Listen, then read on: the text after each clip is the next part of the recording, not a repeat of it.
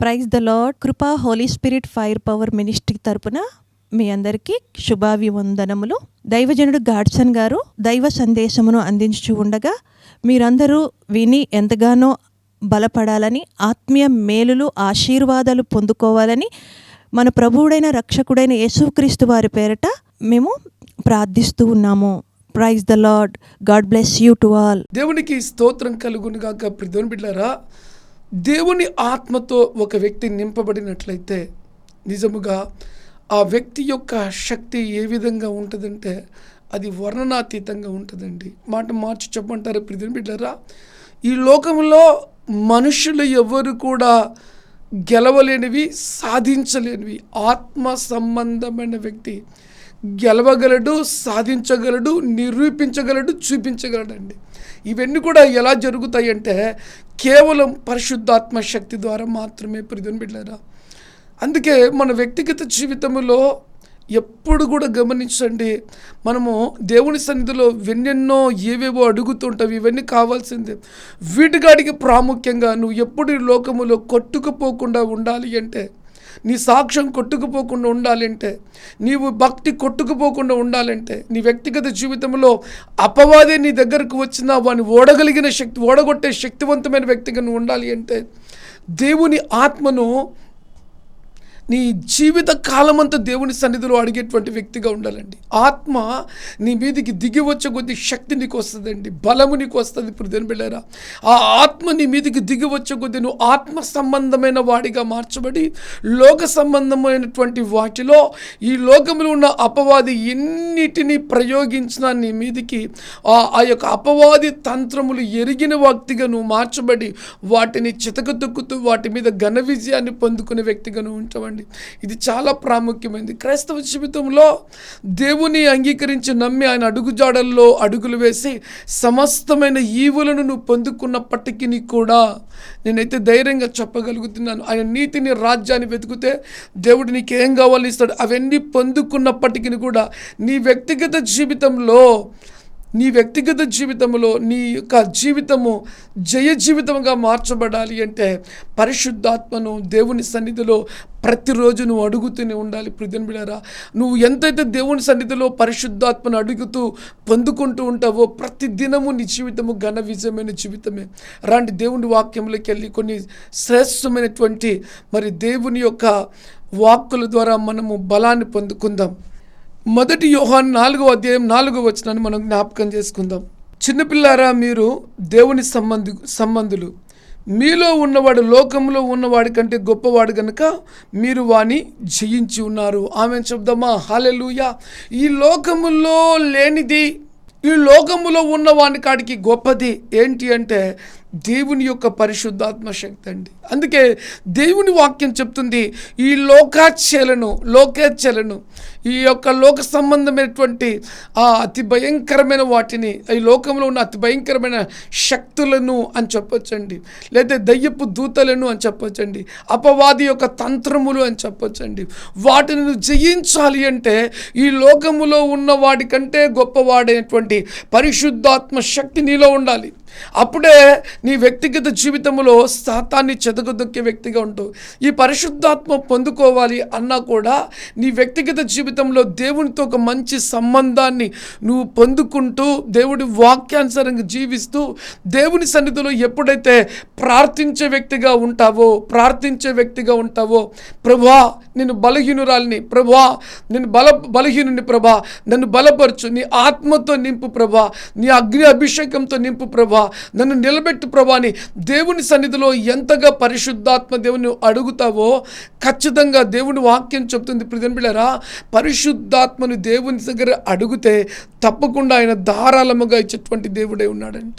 ఆ పరిశుద్ధాత్మ దేవుడు ఈ లోకములో ఉన్న వాడి కంటే గొప్పవాడు కాబట్టి ఆ ఆత్మ పొందుకున్న వ్యక్తి ఈ లోకములో అపవాది ఎన్ని భయంకరమైన ఆలోచనతో తలంపులతో మన మీదికి యుద్ధానికి వచ్చినా కూడా వాడిని మనము ఓడించేటువంటి వ్యక్తిగా ఉంటాము.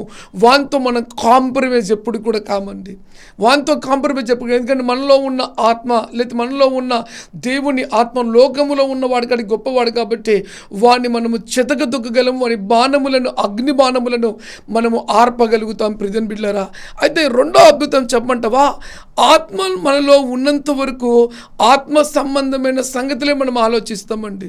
ఈ టెంపరవరీగా ఉన్నటువంటి ఈ లోక సంబంధమైన సంగతులు మనం ఎప్పుడు కూడా ఆలోచించము. గమనించవలసిన ప్రాముఖ్యమైన విషయం ఏంటంటే ప్రియమైన బిడ్డలారా, ఈ లోకములో ఉన్నవాడి కాడికి గొప్పవాడు మనలో ఉన్నప్పుడే మనం వేటిని జయించగలుగుతామో జ్ఞాపకం చేసుకుందామా. ఈరోజు దేవునికి స్తోత్రం కలుగును గాక. యాకోబు పత్రిక 3వ అధ్యాయము 14వ వాక్యం. అయితే మీ హృదయములో సహింప నల్లవి కాని మత్సరములను వివాదములను ఉంచుకుని వారైతే అతిశయపడవద్దు. మీరు సత్యమునకు విరోధముగా అబద్ధమాడుచున్నారు. ఆమెన్. హల్లెలూయా చెప్దామా. ఎంత గొప్ప అద్భుతమైన మాట అండి.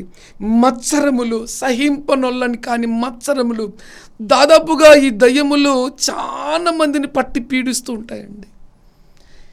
అనేక మంది జీవితాల్లో ఆత్మ సంబంధమైన వ్యక్తిగా మార్చబడకుండా ఆ వ్యక్తిని ఓడగొట్టేది ఏం తెలుసా?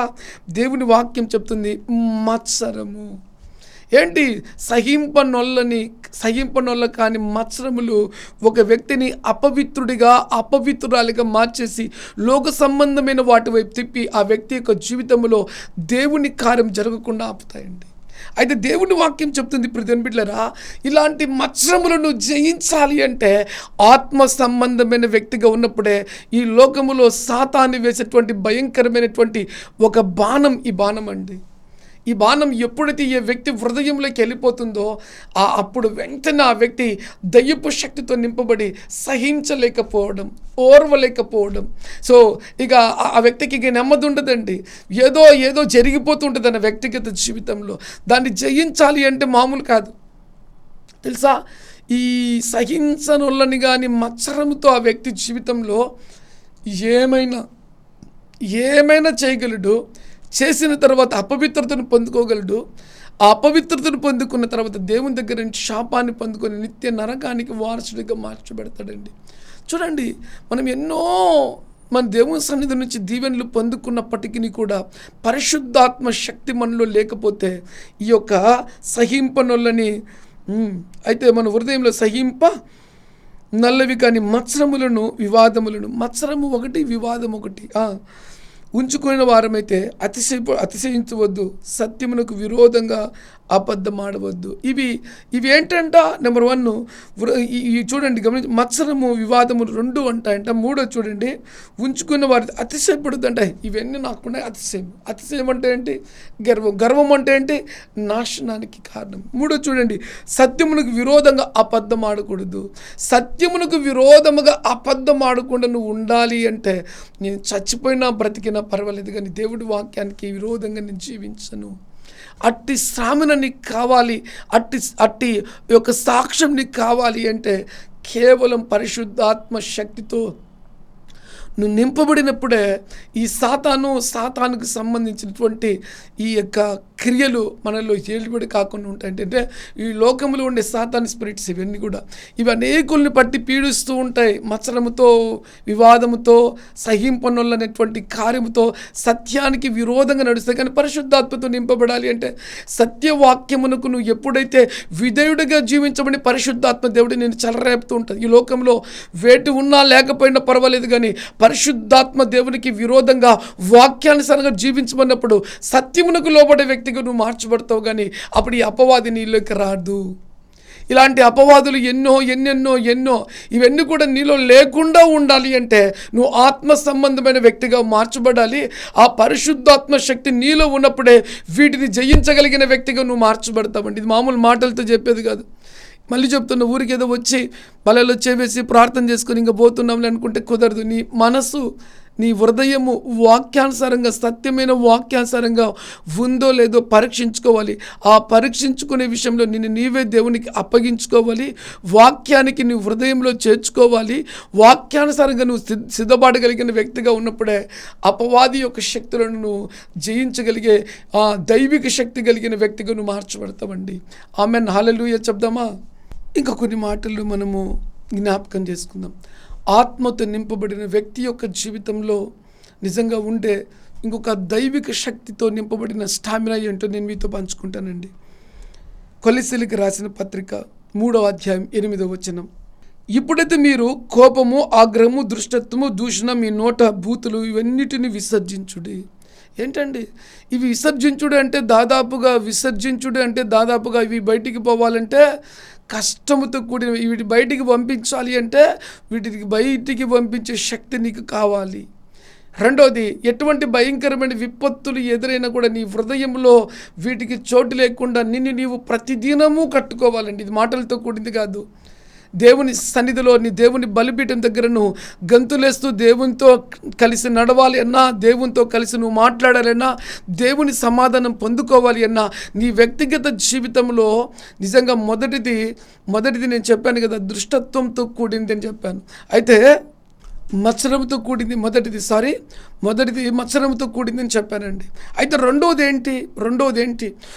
నీ వ్యక్తిగత దేవుని ఆలయమైన నీ శరీరంలోకి రాకుండా నీలో ఉన్న పరిశుద్ధాత్మ దేవుడు ఎంతగా పనిచేస్తాడో చూడండి. ఏంటిని అసహించుకుంటాడు, నీ లోనికి రాకుండా చూస్తాడు. చూద్దామా ఏంటి వెంట?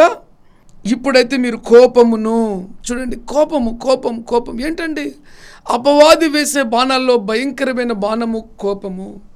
నువ్వు భక్తి జీవితంలోకి వచ్చిన తర్వాత, దేవునితో సహవాసం చేయడం మొదలుపెట్టిన తర్వాత నీ కోపాన్ని పూర్తిగా తీసివేసుకోవాలంటే పరిశుద్ధాత్మతో నింపబడినప్పుడే ఆ దయ్యము నీలో నుంచి ఏర్లతో కూడా పెకిలించబడి బయటికి వెళ్ళిపోతుంది. ప్రియమైన బిడ్డలారా, రెండో చూడండి కోపమును, ఆగ్రహమును. దాంతోపాటు కోపం ఏం తీసుకొస్తుందంటే ఆగ్రహం అంట. మూడో చూడండి దృష్టత్వము. నాలుగో చూడండి దూషణ. ఐదో చూడండి మీ నోట బూతులను, వీటన్నిటిని విసర్జించండి. ఇవన్నీ విసర్జించాలి. ఎటువంటి ఒక మాట చెప్పాలంటే ఛాలెంజింగ్తో కూడిన మాట. నీ వ్యక్తిగత జీవితంలో ఈ భూమి మీద ఆత్మ సంబంధమైన వ్యక్తిగా నువ్వు మార్చబడిన తర్వాత ఇలాంటి పరిస్థితులు అంటే ఇలాంటి కోపము, ఆగ్రహము, దృష్టత్వము వచ్చేటువంటి పరిస్థితులు ఎన్ని వచ్చినా కూడా వాటిని లోపలికి రాకుండా చేయగలిగిన స్టామినా నీకు కావాలి అంటే నువ్వు పరిశుద్ధాత్మతో నింపబడిన వ్యక్తివైతే ఇవి ఎంత మాత్రం కూడా నీలోనికి రావు. ప్రియమైన బిడ్డలారా, వీటిని నువ్వు అసహించుకునేటువంటి వ్యక్తిగా నువ్వు మార్చబడతావు. వీటి యందు నువ్వు ఏమాత్రము సంతోషించవు. ప్రియమైన బిడ్డలారా, వీటిని నువ్వు ఎప్పుడు నీ జీవితంలో కోరుకునేటువంటి వ్యక్తిగా నువ్వు ఉండవు. వీటిని జయించాలి అంటే నేను మళ్ళీ చెప్తున్నాను, పరిశుద్ధాత్మతో నింపబడిన వ్యక్తిగా ఉన్నప్పుడే వీటిని జయించేటువంటి వ్యక్తిగా నువ్వు మార్చబడతావు. ఎప్పుడైతే పరిశుద్ధాత్మతో నింపబడతావో నీ నోట బూతులు మాట్లాడేదని కూడా ఒప్పుకోవండి. పొరపాటున నిజంగా దేవుడి వాక్యంలో రాయబడింది కదా, కోపం వచ్చినా కూడా వెంటనే ప్రభా నేను కోపగించుకోవద్దు నాయన, నాకు ఓర్చుకునే తత్వం నాకు ఈ ప్రభా, ఇంకెన్నో నేను కోపగించుకొని ప్రభా అని అప్పుడప్పుడే మళ్ళీ దేవునితో మాట్లాడతావు. అంతేకాదు కానీ ఆగ్రహం వేసినప్పుడు కూడా వద్దు ప్రభా, నేను దేవుని నమ్ముకున్న లోకంలో ఉన్నలాగా ఆగ్రహంగా జీవితం నాకు వద్దు ప్రభా, నేను అలాంటి జీవితం జీవించనని నీలో ఉన్న పరిశుద్ధాత్మ దేవుడు నీకు చెప్పిన వెంటనే నేను కంట్రోల్ అవుతూ ఉంటావు. రెండోది నిన్ను తగ్గించుకుంటావు. మూడోది దేవుడి వాక్యము నీలో పనిచేయడం ప్రారంభిస్తుందండి. అంతేకాదు దృష్టత్వాన్ని అసహించుకునే వ్యక్తిగా ఉంటావు. ఎందుకు తెలుసా? వీటి ద్వారా ప్రపంచంలో ఎంతోమంది భక్తి పరులను సాతాను వారికి ఇష్టమైన ఈ బాణములు వేసి వారి భక్తి మీద ఎఫెక్ట్ తీసుకొచ్చి వారికి దేవునికి ఉన్నటువంటి కనెక్షన్ కట్ చేస్తూ ఉంటాడండి. అందుకే మనం యోచించాలి. ఈ వీటిని మనం లోపల పెట్టుకొని దేవుని ఆత్మతో నింపబడి దేవుని ఆరాధించలేం, గణపరచలేం. మాట చెప్పమంటావా, దేవుని పరిచర్య కూడా చేయలేం. మాట చెప్తామా, ఇవి నీలో ఉన్నట్లయితే నీ మనసు నీకు నెమ్మది ఉండదు, సమాధానం ఉండదు. కాళ్ళలోకి ముళ్ళు గుచ్చుకున్నట్లుగా ఇవి నిన్ను ప్రేరేపిస్తూ ఉంటాయి. ఇవి నీ వ్యక్తిగత జీవితంలో క్రీస్తుకు సాక్షి జీవితాన్ని ఇవ్వకుండా ఇవి నీలో ప్రవేశించి అనేకుల్ని మాట చెప్తే కరుస్తాయి, పొరుస్తాయి అంటే గాయపరుస్తాయి అంటే వాడబడతాం. వీటితో ఈ ఆయుధాలు నీలో ఉన్నంత వరకు ఇవి నిన్ను వాడుకోవడం ప్రారంభిస్తాయి. ఈ వాడుకోవడం ప్రారంభించినప్పుడు ఇవి కోరికలు, ఈ శరీర సంబంధమైన కోరికలు, శరీర సంబంధమైన ఆశలు, శరీర సంబంధమైన ప్రేరేపణలు ఏదో నష్టపోతున్నట్టుగా అంటే మాట చెప్పమంటారు మరొకసారి అపవాది యొక్క నిజస్వరూపాలు నీలో నుంచి బయటికి తీసుకొచ్చేదానికి సాతాను బీజాలు నీలో ఉన్నట్లయితే నువ్వు ఆత్మ సంబంధమైన వ్యక్తిగా ఉండవు. ఈ సాతాను సంబంధమైన బీజాలు నీలో ఉన్నట్లయితే నీ కుటుంబాన్ని నాశనం చేస్తాయి, నిన్ను నాశనం చేస్తాయి, నీ భక్తిని నాశనం చేస్తాయి, దేవునితో కనెక్ట్ కాకుండా చేస్తాయి. ఏంటి? ఇవేనండి. చదవండి ఒకసారి మళ్ళీ చూద్దాం.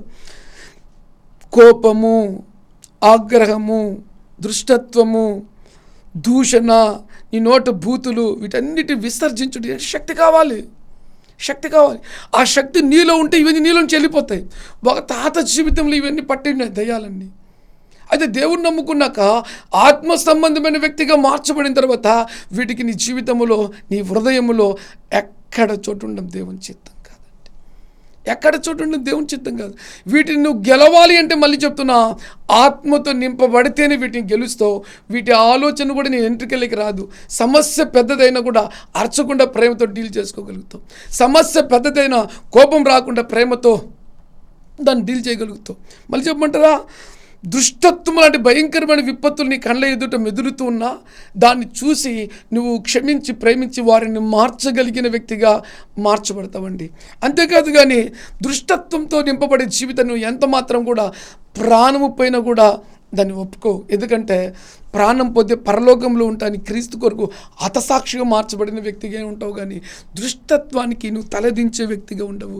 ఎందుకు? దేవుని ఆత్మతో నింపబడిన వ్యక్తి. మీకు యోసేపు తన వ్యక్తిగత జీవితంలో అవకాశం వచ్చినా కూడా అడ్డు ఏమీ లేకుండా ఉన్నప్పటికీ కూడా తను నాశనం అయ్యేదానికి ఒప్పుకోలేదండి. తన జీవితాన్ని తన దుష్టత్వంలోకి నడిపించుకుందానికి ఎంత మాత్రం కూడా ఒప్పుకోలేదు.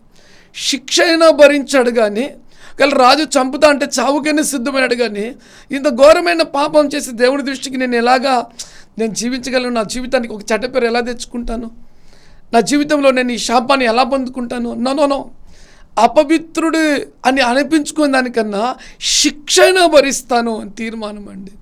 గమనించవలసిన ప్రాముఖ్యమైన విషయం ఏంటంటే, యోసేపు ఆత్మతో నింపబడ్డాడు కాబట్టే శిక్షణైనా భరించాడు కానీ దుష్టత్వపు క్రియలు చేయలేదండి. దుష్టత్వపు క్రియలు ఎంత మాత్రం కూడా చేయలేదు. మళ్ళీ ఇక్కడ కూడా ఒక సాతాను ప్రేరేపణ తీసుకొచ్చి పెడుతూ ఉంటాడు కొంతమందికి.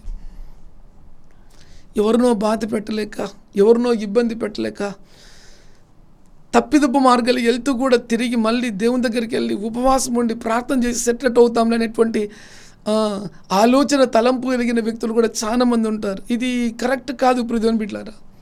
ఒకసారి యేసుక్రీస్తు రక్తంతో నువ్వు కడగబడిన తర్వాత మళ్ళీ అపవిత్రుడిగా, మళ్ళీ అపవిత్రురాలుగా మార్చబడుతూ నీ జీవిత యాత్రను కొనసాగించినట్లే నీలో ఉన్న పరిశుద్ధాత్మ దేవుడు ఎంతో వేదనకు గురవుతూ ఉంటాడు.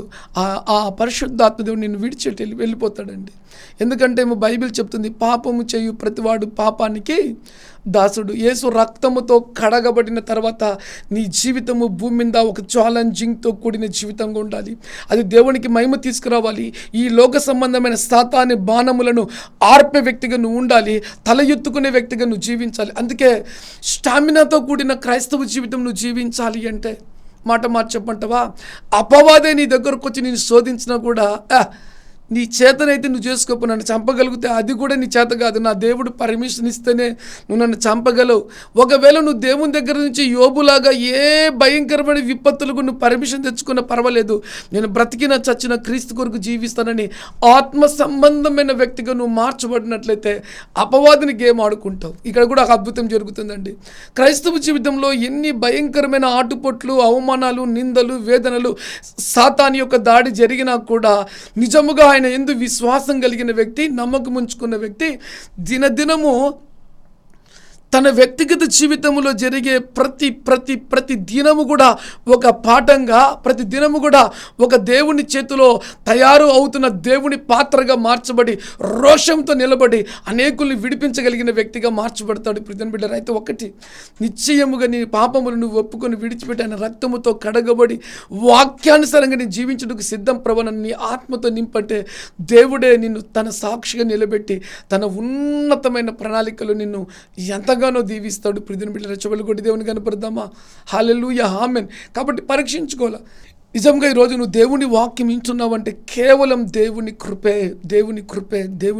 ప్రియ దేవుని బిడ్డలారా, దేవుని వాక్యము విని దేవుని ఆత్మతో నింపబడిన వ్యక్తుల యొక్క జీవితాలు నిజముగా ఈరోజు బయటకు వచ్చి మనము గన చెప్పగలిగినట్లయితే కోట్ల మంది ప్రజలు వీటన్నిటి నుంచి దేవుడిని విడిపించాడని గంతులేసి ప్రభువుని మహిమపరుస్తారండి. ఆమెన్ చెప్దామా? చెవులు కొట్టి దేవుని కనపడదామా? ఒకటి కాదండి. దేవుని నమ్ముకున్న వ్యక్తుల జీవితంలో ఎన్నెన్నో కార్యాలు, అంటే అంటే అసాధారణమైన సాతాను శక్తులన్నీ కూడా నా దేవుడు తండ్రి వాటిని నీ నుంచి విడిపించి నిన్ను ఒక శక్తి కలిగిన వ్యక్తిగా, లోకములో ఉన్న వాడి కాడికి నీలో ఉన్నవాడు గొప్పవాడని నిరూపించడికే పరిశుద్ధాత్మ శక్తిని నిలబెడుతుంది. ప్రియమైన బిడ్డారా, ఈ లోకంలో ఉన్నవారు ఎప్పుడు కూడా నిజంగా లోక సంబంధమైన వాడిని ప్రేమించి ఓడిపోతుంటారు. కానీ నీలో ఉన్నవాడు లోకములో ఉన్నవాడి కాడికి గొప్పవాడు కాబట్టి ఈ లోకంలో ఉన్నవాడిని నేనేమి కూడా చేయలేదు. ఆమెను చెప్దామా? హల్లెలూయా. సమస్తమైన మహిమ దేవునికే కలుగునుగాక. ఇక్కడ చూడండి, దేవుని వాక్యములో మనం గమనించవలసినటువంటి ప్రాముఖ్యమైన వాక్యం. ఇప్పుడు ఒక ఇద్దరు వ్యక్తులను మీ ఎదుట పెట్టాలని ఆశ కలిగి ఉన్నానండి. ఆత్మ సంబంధమైన వ్యక్తి, ఆత్మ సంబంధము కాని వ్యక్తి. చూద్దామా ఏంటి మరి? 1 యోహాను 3వ అధ్యాయము 12వ వాక్యాన్ని మనం జ్ఞాపకం చేసుకుందాం. మనము కయ్యూను వంటి వారమై ఉండరాదు. వాడు దుష్టుని సంబంధి అయి తన సహోదరుని చంపెను. వాడు అతని ఎందుకు చంపెను? తన క్రియలు చెడ్డవనియు తన సహోదరుని క్రియలు నీతి గలవై ఉండిన కనుకనే కదా. ఇక్కడ చూడండి, 2 మాటలు, 2 సందర్భాలు ఉన్నాయి. ఆత్మ సంబంధమైన వ్యక్తి జీవితం వేరు, శరీర సంబంధమైన వ్యక్తి యొక్క జీవితం వేరు. అందుకే ఇక్కడ చూడ రాబడింది, మనము కయ్యూను వంటి వారమే ఉండరాదు. ఎందుకు కయ్యూను? కయ్యూను ఎటువంటి వాడు? వాడు దృష్టిని సంబంధి అయ్యి, దృష్టిని సంబంధి అంటే ఎవరు? ఈ లోక సంబంధి అయ్యి. చూడండి, ఓర్వలేకపోయాడు తన అన్నను, సహించలేకపోయాడు తన సహోదరుని. నిజంగా వాడు అతన్ని ఎందుకు చంపెను? తన క్రియలు చెడ్డవనియు తన సహోదరుని క్రియలు నీతి గలవైనవి అవి ఉండను గనుక అతని క్రియలు సరిలేవు, తన సహోదరుని క్రియలు సరిగా ఉన్నాయని చూచి ఏం చేశాడంట? చివరికి చంపేశాడంట. ఏంటి? ఒక వ్యక్తిగా, ఒక ఆత్మ సంబంధమైన వ్యక్తి యొక్క జీవితము, లోక సంబంధమైన వ్యక్తి యొక్క జీవితము. లోక సంబంధమైన వ్యక్తి యొక్క జీవితము లోకములో ఉన్న వాటిని ప్రేమిస్తాడు. వాడి కొరకు ఏ విధంగా జీవిస్తాడండి. ఏ విధంగా, మాట చెప్తున్నాను, రహస్యమైన పాపాలు చేస్తాడు, రహస్యమైన తప్పిదాలు చేస్తాడు, స్వార్థముతో బ్రతుకుతాడు, మోసముతో బ్రతుకుతాడు, నటనతో బ్రతుకుతాడు, మాయతో బ్రతుకుతాడు. ఇలా చెప్పుకుంటూ పోతే తన జీవితంలో ఏమైనా చేయగలడు. కానీ ఆత్మ సంబంధమైన వ్యక్తి అలాగా చేయలేడండి. లోక సంబంధమైన వ్యక్తి లోక సంబంధమైన వాటిని చూస్తాడు. ఆత్మ సంబంధమైన వ్యక్తి ఆత్మ సంబంధమైన వాటిని మాత్రమే చూస్తాడు. ఆత్మ సంబంధమైన వ్యక్తి తన క్రియలు మంచిగా ఉండాలని సిద్ధపాటు కలిగి జీవించడం ప్రారంభిస్తాడండి. గమనించవలసిన ప్రాముఖ్యమైనటువంటి విషయం. ఈరోజు ఒక ఛాలెంజింగ్తో కూడిన మాట చెప్పమంటారండి. చాలామంది కూడా తన వ్యక్తిగత జీవితంలో ఆత్మ సంబంధమైన వ్యక్తులుగా ఉన్నారు, కానీ బ్రతికిన చచ్చిన వారిగా ఉన్నారు. ఎందుకు ఈ మాట చెప్తున్నా తెలుసా? ఆత్మ సంబంధమైన వ్యక్తులుగా నటిస్తే కుదరదు. బైబిల్ పట్టుకొని ప్రార్థనకి వెళ్ళి వేటిని అసహించుకోవాలో అసహించుకున్నప్పుడే నువ్వు ఆత్మ సంబంధమైన వ్యక్తిగా మార్చబడి లోక సంబంధమైన వాటిని చంపుకొని లోక సంబంధమైన వాటి విషయంలో గెలిచిన వ్యక్తిగా నువ్వు మార్చబడతావు. ఇది నీ వ్యక్తిగత జీవితానికి సంబంధించిన ఒక ఛాలెంజింగ్తో కూడిన మాట. దీన్ని పక్కన పెట్టినట్లయితే కన్నా కుదరదండి. ఈరోజు అనేకులు ఇట్లాంటి జీవితం జీవిస్తున్నారు తెలుసా? బ్రతికిన చచ్చిన వారిగా బ్రతుకుతున్నారు. ఎందుకంటే పైకేమో భక్తి పరులుగా ఉన్నారు, లోపలేమో తమకిష్టమైన జీవితం జీవించే వ్యక్తులుగా ఉన్నారు. అదేనండి వాక్యానికి విరోధంగా జీవించడం.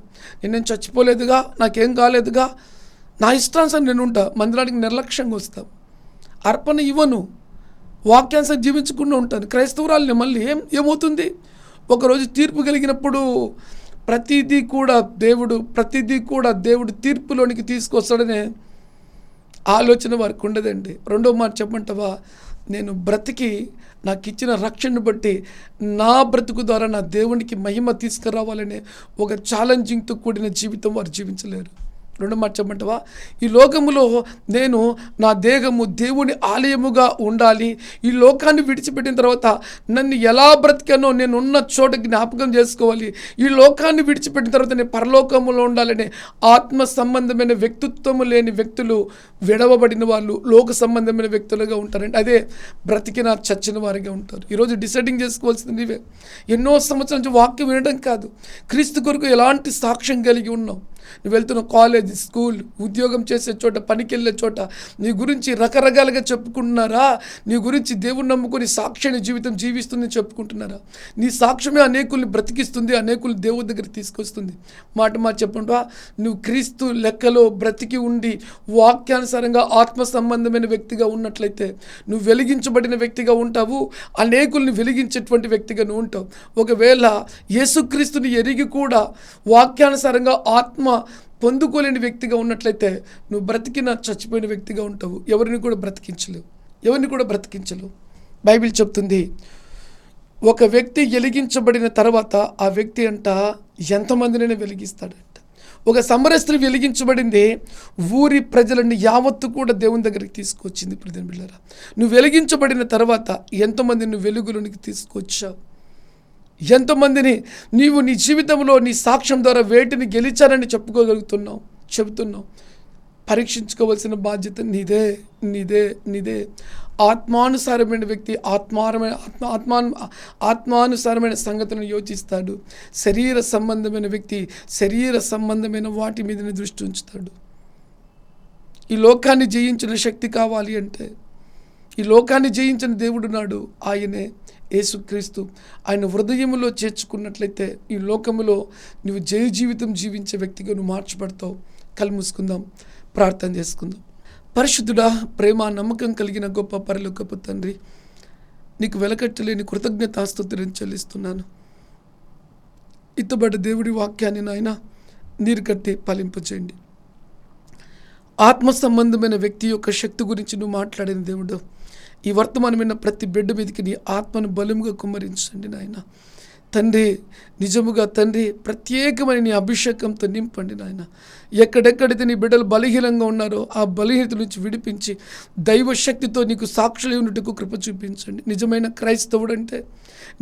క్రైస్తవురాలు అంటే ప్రజలు కళ్ళతో చూచి నిజంగా వీళ్ళు నిజమైన క్రైస్తవులు, ఇలాంటి జీవితం మేము జీవించలేకున్నాము, మేము అబద్ధాన్ని గెలవలేం, పాపాన్ని గెలవలేం, మోసాన్ని గెలవలేం, నష్టనాన్ని గెలవలేమని తండ్రి సిగ్గుతో తలదించుకొని నా ప్రభువా తండ్రి, వారు కూడా యేసుక్రీస్తును అంగీకరించినట్టుగా నీ బిడ్డలను బట్టి అనేకులు మార్చబడినట్లుగా కృప చూపించండి.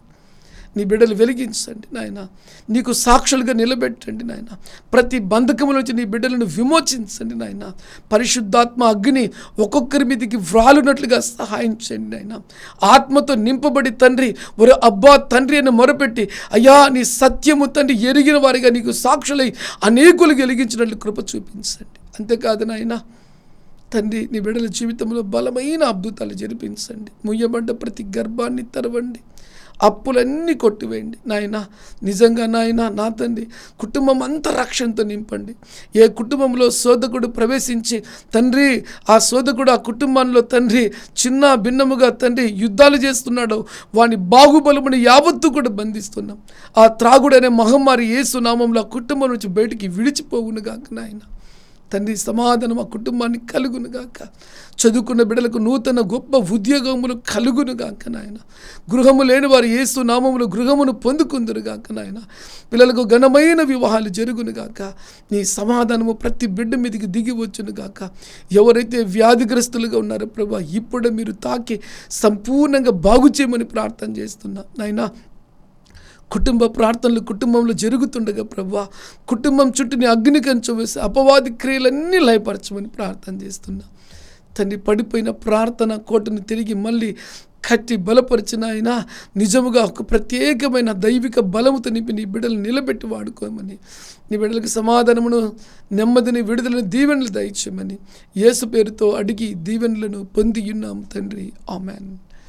దేవుడు మిమ్మల్ని, మీ కుటుంబాన్ని మెండైన ఆశీర్వాదాలతో దీవించునుగాక. ఆమెన్.